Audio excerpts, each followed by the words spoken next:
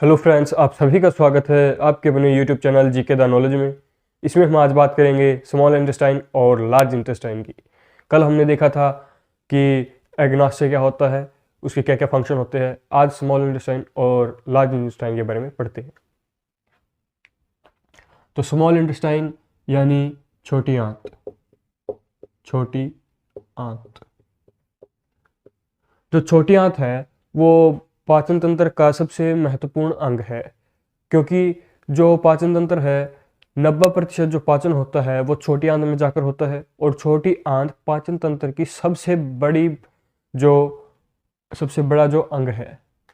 ये जो छोटी आंत का जो की लंबाई है, लंबाई छोटी आंत की वो करीब 6 मीटर या फिर 6.5 मीटर के करीब है। 6 से 6.5 मीटर के करीब इसकी जो लंबाई होती है छोटी आंत की। और जो छोटी आंत है ये सबसे बड़ा भाग है पाचन तंत्र का। पाचन तंत्र का सबसे बड़ा भाग, सबसे बड़ा भाग छोटी आंत, बड़ी ये छोटी आंत है। अब इसका अगर डायग्राम देखिए तो इसका डायग्राम कैसा है, ऐसा है।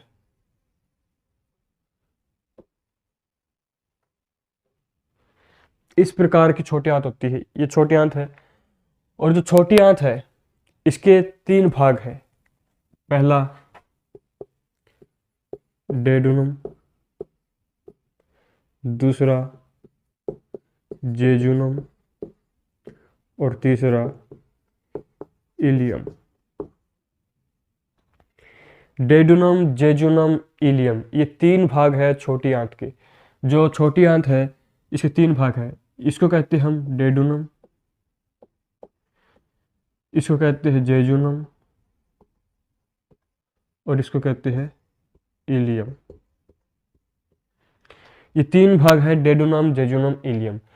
डेडुनम के हमने देखा कि जो पेट से जो भोजन है वो सीधा हमारे डेडुनम भाग यानी स्मॉल इंटेस्टाइन की डेडुनम भाग में आता है। और जो ये डेडुनम है ये सबसे छोटा भाग है, सबसे छोटा भाग। स्मॉल इंटेस्टाइन का सबसे छोटा भाग क्या है, डेडुनम है। और सबसे जो बड़ा भाग है इलियम है।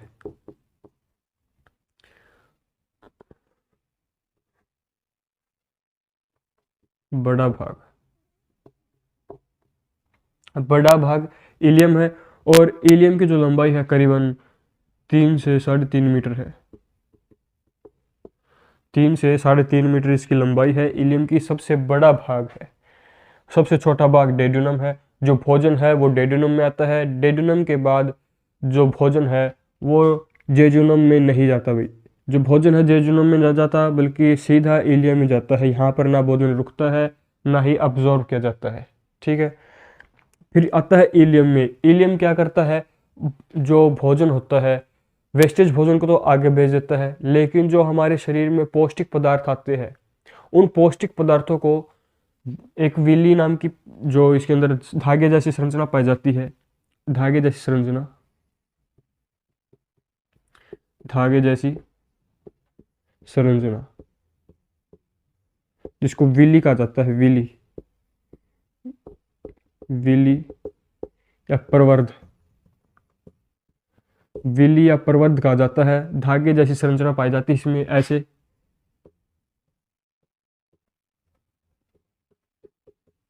तो ये जो धागे जैसी संरचना है ये क्या करती है, उन पौष्टिक पदार्थों को अब्जॉर्ब कर लेती है। मतलब ये भोजन को अब्जॉर्ब कर लेती है। और जो अब्जॉर्ब भोजन होता है वो प्लाज्मा में मिलकर पूरे शरीर में पहुंच जाता है। और पूरे जब शरीर में पहुंचता है तो हमारे शरीर में एनर्जी आती है, हमारे शरीर का विकास होता है, ग्रोथ होती है। कि इलियम जो सबसे बड़ा भाग है, 3 से 3.5 मीटर इसकी जो लंबाई होती है। और इसके अंदर धागे जैसी संरचना पाई जाती है। छोटी आंत के अंदर, छोटी आंत के अंदर धागे जैसी संरचना पाई जाती है जिनको विली कहा जाता है या प्रवर्ध कहा जाता है। ये जो विली और प्रवर्ध होते हैं ये भोजन को अब्जॉर्ब कर लेते हैं, भोजन को अब्जॉर्ब कर लेते हैं, उसके पोषक तत्वों को अब्जॉर्ब कर लेते हैं, पोषक पदार्थों को। और वो अब्जॉर्ब जो भोजन होता है उसको प्लाज्मा में मिला देते हैं, क्योंकि हमारे शरीर में प्लाज्मा सबसे ज़्यादा मात्रा में पाया जाता है। और प्लाज्मा मिलकर ये पूरे शरीर में पहुंच जाती है, जिससे हमारे शरीर को प्रत्येक अंग को, प्रत्येक ऑर्गन को क्या है, पोषक तत्व प्राप्त होता है और शरीर जो अच्छे रूप से कार्य करता है, ग्रो करता है, विकास करता है। लेकिन जो वेस्टेज होगा वो बड़ी आंत में चला जाएगा और इसमें क्या है, पानी अब्जॉर्व नहीं होता। छोटी आंत में पानी अब्जॉर्व नहीं होता और जो वेस्टेज होगा वो बड़ी आंत में चला जाएगा। तो ये थी जो छोटी आंत की, इसकी जो लंबाई है 6 से 6.5 मीटर होती है। पाचन तंत्र का सबसे बड़ा भाग होता है। इसके तीन भाग हैं, तीन भाग है, डेडुनम, जेजुनम, इलियम। डेडुनम सबसे छोटा भाग है और इलियम सबसे बड़ा भाग है। जो पाचन है, इसके बाद जो वेस्टेज है वो कहाँ पर जाता है, बड़ी आंत में।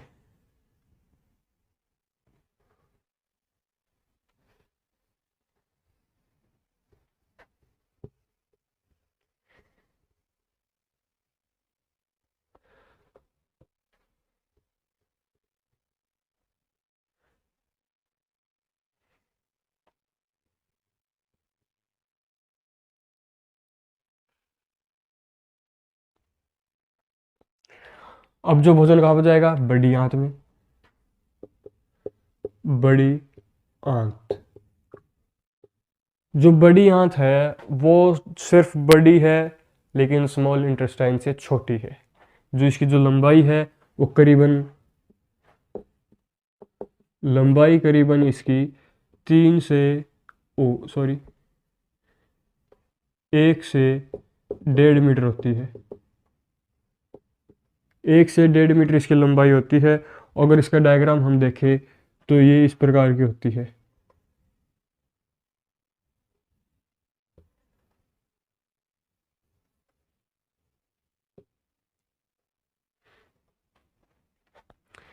जो बड़ी आंत है वो इस प्रकार होती है, क्योंकि यहाँ पर जो छोटी आंत होगी वो इससे जुड़ी होगी। तो ये जो बड़ी आंत है, और बड़ी आंत के भी क्या है, 3 भाग होते हैं। 3 भाग, बड़ी आंत के भी क्या होते हैं, 3 भाग। कौन कौन से होते हैं? पहला तो होता है सिक्कम, दूसरा होता है कोलोन, और तीसरा होता है रेक्टम या फिर मलाशय, आपको कह सकते हो, मलाशय। जो बड़ी आंत है उसके 3 भाग होते हैं, सिक्कम, कोलोन और रेक्टम। ये 3 भाग है। किस प्रकार, यहाँ पे देखते हैं जो 3 भाग है, यहाँ तक जो ये यहाँ का हिस्सा है इसको हम बोलते हैं सिक्कम। सिक्कम, और जो यहाँ तक है इसको पूरे को बोलते हैं हम कोलोन। और जो अंत का जो लास्ट भाग बच गया इसको बोलते हैं रेक्टम या मलाशय। मलाशय, ये 3 भाग है इसके। और सबसे छोटा भाग क्या है, सिक्कम है। सबसे छोटा भाग, जो बड़ी आंत है उसके 3 भाग है और उनमें से सिक्कम जो है सबसे छोटा भाग है। ठीक है। कोलोन जो है सबसे बड़ा भाग है, सबसे बड़ा भाग। इसकी जो लंबाई है करीबन 1 मीटर है। 1 मीटर इसकी जो लंबाई है। ठीक। जो सिक्कम है सबसे छोटा भाग है और जो कोलोन है वो सबसे बड़ा भाग है। कोलोन सबसे बड़ा भाग है।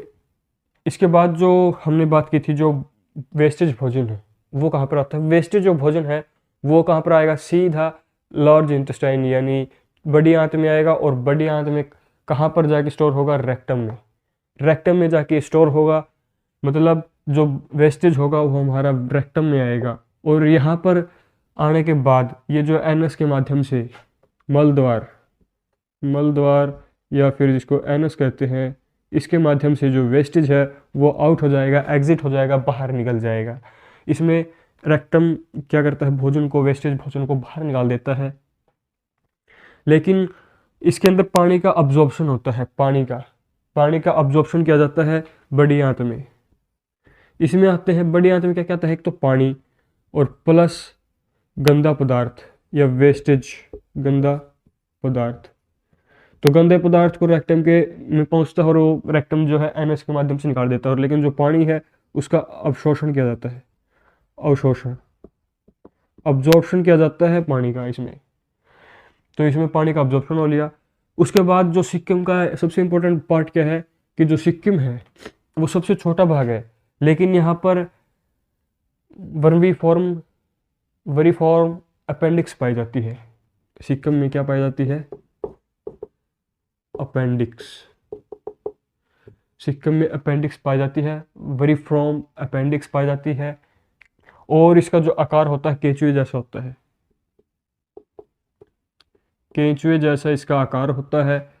जिस तरह केंचुआ दिखाई देता है वैसे ही इसका जो अपेंडिक्स दिखाई देती है। और हमारे शरीर का सबसे वेस्टेज या अवशेषी अंग कहा जाता है, वेस्टिलेज अंग, ऑर्गन, अवशेषी, अवशेषी अंग कहा जाता है अपेंडिक्स को हमारे शरीर में, क्योंकि ये इसका हमारे शरीर में होना या ना होना कोई मैटर नहीं करता। ये सिर्फ एक अवशेषी अंग है, ये हो या ना हो कोई प्रभाव नहीं पड़ेगा। अगर ये निकाल भी जाए ऑपरेशन के माध्यम से तो भी कोई फर्क नहीं पड़ेगा, अगर ये हमारे शरीर में है तो भी कोई फर्क नहीं है।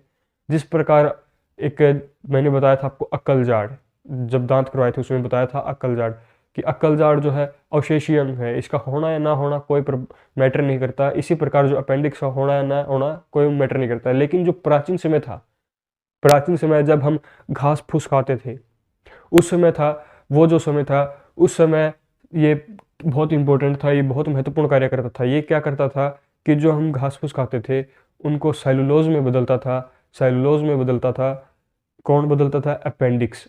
अपेंडिक्स जो है सेलुलोज में बदलता था, बहुत ही महत्वपूर्ण था। लेकिन ये जानवरों में, गाय भैंस भेड़ बकरी, इनमें आज भी है और ये कार्य कर रहा है, ठीक है। लेकिन अपने यहाँ अपने जो है अपेंडिक्स अब नहीं है, अवशेषी अंग है ये, इसका कोई मैटर नहीं होता। पहले दिक्कत आती थी लेकिन अब ऐसा कुछ नहीं है।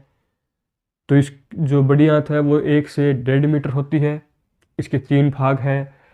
3 भाग कौन से हैं? सिक्कम, कोलोन और रेक्टम, ये 3 भाग है। सिक्कम जो है सबसे छोटा भाग है और रेक्टम जो है ओ कोलोन जो है सबसे बड़ा भाग है। इसकी जो लंबाई है 1 मीटर है। रेक्टम में जो भोजन आता है बड़ी आंत से होते हुए रेक्टम से बाहर निकल जाता है, एनस के द्वारा या मल के द्वारा ही जो भोजन वेस्टेज निकल जाता है, जो गंदा पदार्थ होता है, जो लेकिन इसके साथ पानी भी आता है, उसका अब्जॉर्प्शन किया जाता है। अब्जॉर्प्शन होता है या अवशोषण किया जाता है। और सिक्किम में क्या है? एक अपेंडिक्स पाई जाती है, इसका आकार केंचुए जैसा होता है, एक अवशेषी अंग है। इसका काम होता था सेलुलोज को पचाना, सेलुलोज को पचाने का काम करता था। जो केंचुआ वरीफॉर्म, जैसे वरी का मतलब वरीफॉर्म होता है, केंचुए हम पढ़ते हैं स्टडी ऑफ वरीफॉर्म केंचुए की। तो ये था छोटी आंत और बड़ी आंत। इसी के साथ हमारा जो चैप्टर है कंप्लीट होता है डाइजेस्टिव सिस्टम की। डाइजेस्टिव सिस्टम कहाँ से कि माउथ से प्रारंभ हुआ था, मुंह से प्रारंभ हुआ था और एनएस यानी मल द्वार पर खत्म होता है, रेक्टम यानी रेक्टम पर खत्म होता है। आई होप आपको ये पूरा डाइजेस्टिव सिस्टम समझ में आ गया होगा। एक एक चीज़ को डिटेल में किया था। अगर आपको अभी तक समझ में आए तो एक बार फिर से इन सभी वीडियो को देख लीजिएगा। आज की वीडियो में फिर इतना ही, फिर मिलेंगे एक और वीडियो के साथ। धन्यवाद, जय हिंद।